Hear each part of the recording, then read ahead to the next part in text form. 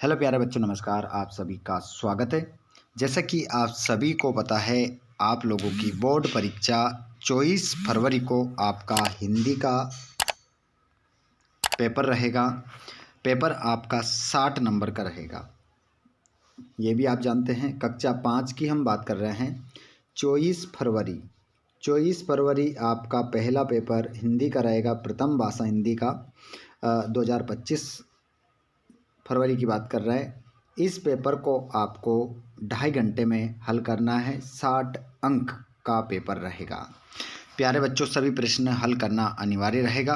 Question paper किस आधार पर रहेगा, किस पैटर्न पर रहेगा और कैसा आपका पेपर आएगा, उसका यहाँ पर ये वीडियो आपको मिलने वाला है। पूरा जो क्वेश्चन पेपर है उसी पैटर्न पर बनाया गया क्वेश्चन पेपर है।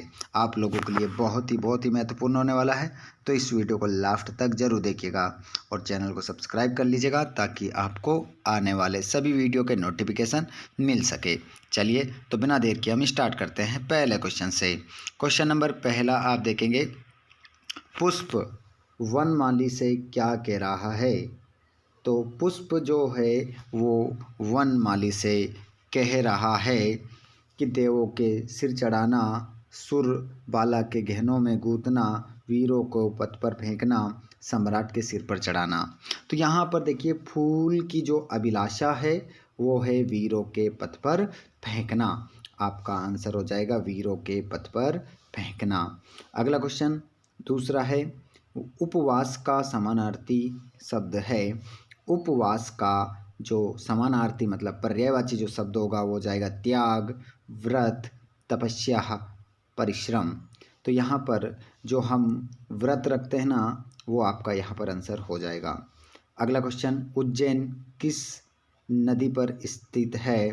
तो यहाँ पर उज्जैन किस नदी पर स्थित है। गंगा नदी पर, सिंधु नदी पर, यमुना नदी पर, क्षिप्रा नदी पर। बताइए सभी स्टूडेंट, इस प्रश्न का जवाब मुझे कमेंट बॉक्स में बताएंगे। हर एक वीडियो में मैं एक प्रश्न आप लोगों के लिए छोड़ता हूं। आज का प्रश्न नंबर 3 है, उज्जैन किस नदी पर है। आपने पाठ पढ़ा था, उस पाठ में बताया गया था जो उज्जैन नगर है वो किस नदी पर स्थित है।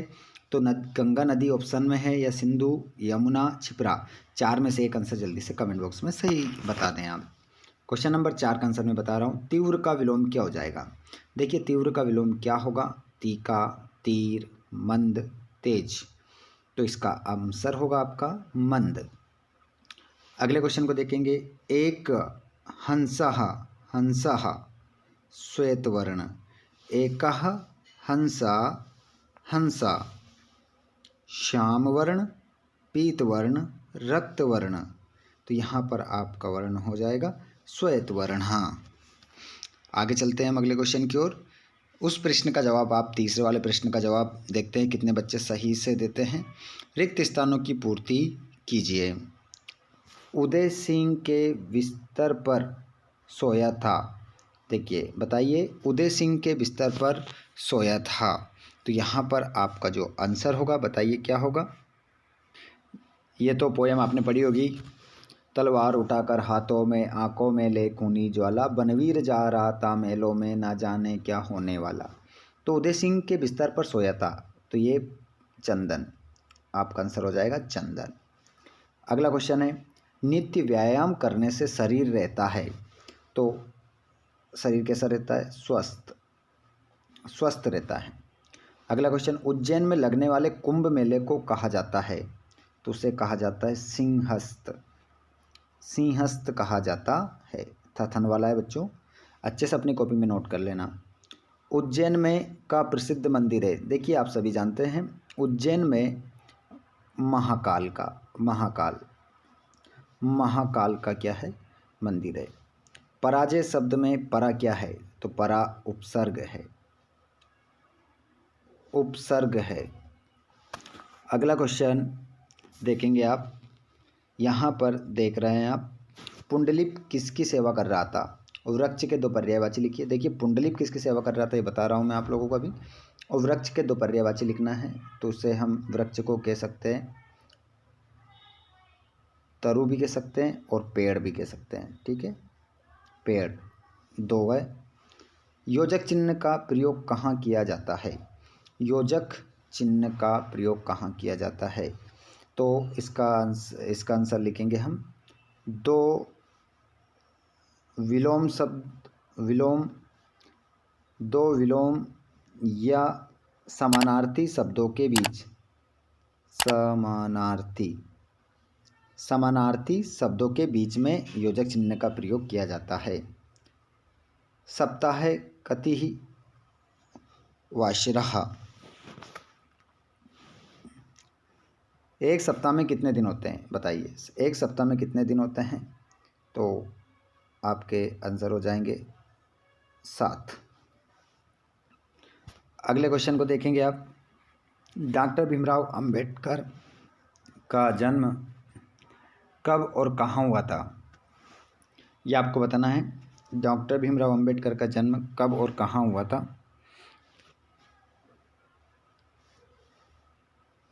और महिलाओं की सभा में अंबेडकर जी ने क्या कहा?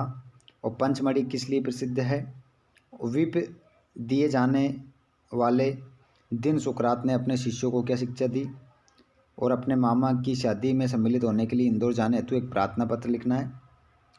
अध्यापक महोदय को 5 दिन की छुट्टी के लिए अवकाश का प्रार्थना पत्र लिखना है। आगे चलते हैं। परि और अन उपसर्ग लगाकर 2 शब्द बनाइए। तो परि से बन गया परिवार, परिभाषा, परिभाषा। और अन उपसर्ग से लग जाएगा अनपढ़, और एक बन जाएगा अनजान। ये 2 उपसर्ग लगकर बन गए। ठीक है, 2 शब्द बन गए। उसके बाद में अगला क्वेश्चन है, मुझे तोड़ लेना वनमाली, उस पद पर तुम फेंक देना, मातृभूमि पर शीश चढ़ाने जिस पद पर जाए वीर अनेक। उपर्युक्त पंक्ति किस पाठ से ली गई है? तो इसका आंसर हो जाएगा पुष्प की अभिलाषा। पुष्प की पहला पाठ जो है आपका पुष्प की अभिलाषा। पुष्प की अभिलाषा आपका आंसर हो जाएगा। और इस कविता में कवि का नाम क्या है? तो इसका आंसर हो जाएगा माखनलाल चतुर्वेदी। माखनलाल चतुर्वेदी आंसर हो जाएगा। माखनलाल चतुर्वेदी आपका आंसर रहेगा। और इन पंक्तियों का भावार्थ लिखिए। इन पंक्तियों का भावार्थ लिखना। तो यहाँ पर पुष्प की इच्छा है कि वो कह रहा है कि हे वनमाली आप मुझे तोड़ लेना, और तोड़कर वहाँ मातृभूमि पर, धरती पर उस जगह पर फेंक देना जहाँ पर हमारी मातृभूमि की रक्षा करने के लिए, जिस रास्ते से वीर हमारी मातृभूमि की रक्षा करने के लिए जाते हैं, उस रास्ते पर उनके पैरों के नीचे मुझे फेंक देना। ऐसा इसका अर्थ है। अगला क्वेश्चन, सुविकसित भारत का सपना साकार करने के लिए डॉक्टर अब्दुल कलाम ने बच्चों से कौन कौन सी अपेक्षाएं की? ये क्वेश्चन है आपका। और उसके बाद में 25वां क्वेश्चन है, एक अपठित गद्यांश से इसको पढ़कर नीचे दिए गए प्रश्नों को उत्तर देना है। देखिए प्यारे बच्चों, जितने भी क्लास में जुड़ रहे हैं आप सभी से रिक्वेस्ट है कि अगर आपने चैनल को सब्सक्राइब नहीं करा है तो चैनल को ज़रूर सब्सक्राइब करें और घंटी की बटन को ऑल पर करें, जिससे आने वाले वीडियो का नोटिफिकेशन आपको मिल जाएगा। साथ में आपको हिंदी के अलावा और किस विषय की तैयारी करना है अच्छी बेटर, तो आप कमेंट बॉक्स में ज़रूर बताएं। देखिए ये है हमारा, इसमें 5 क्वेश्चन करने हैं आपको। तो इत्र बनाने के लिए पेड़ के किस भाग का प्रयोग किया जाता है? तो यहाँ पर हम पढ़ेंगे तो हमें पता चल जाएगा।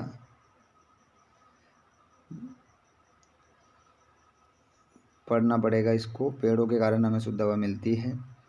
ऐसा है, पेड़ों में रंग रोगन फूलों को इत्र भी बनाए जाते हैं। देखिए यहाँ पर लिखा है, पेड़ों से रंग रोगन और फूलों से यहाँ पर इसका आंसर हो जाएगा फूलों से इत्र बनाया जाता है। अगला क्वेश्चन, पेड़ पौधे से हमें क्या क्या मिलता है?